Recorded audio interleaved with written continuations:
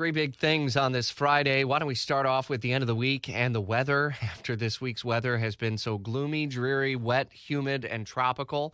And of course, Ada now bye-bye. It is going to be quite nice, actually, to end the week. Mike Burr is tracking a lot of sun for this Friday and into the start of the weekend as well. Yes, it's going to be warm, but pleasantly warm with lower humidity overall. Now, Sunday, we will have a little bit more humidity kind of seep into the area, and that'll also help to trigger a couple of isolated showers, but we're not talking widespread or like very uncomfortable. And then early next week, we actually have a couple of different fronts that'll come through and cool us down significantly so that by Wednesday morning, we could actually be into the 40s in some neighborhoods, believe it or not.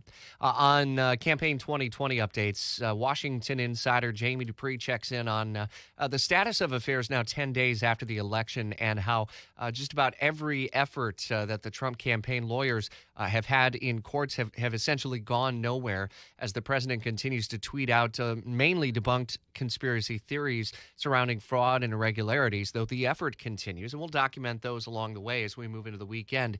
Highly unlikely that we hear anything from the president to end the week. They put a lid on the White House during the afternoon, evening hours. But obviously, if he says anything, we will break in and bring it to you live on 104.5 FM. As Joe Biden's transition team continues to press ahead, we'll be watching for the next steps in that storyline, including when he begins to name cabinet members. Former Jacksonville Mayor Alvin Brown being rumored to be on short list to be Housing and Urban Development Secretary and more. We'll have updates for you throughout the weekend, and make sure you stay connected in the 104.5 WOKV app. And head to WOKV.com. You can see some of the artist renderings of the latest rendition of North Bank development plans introduced and initiated by Jaguars owner Shad Khan and his development companies.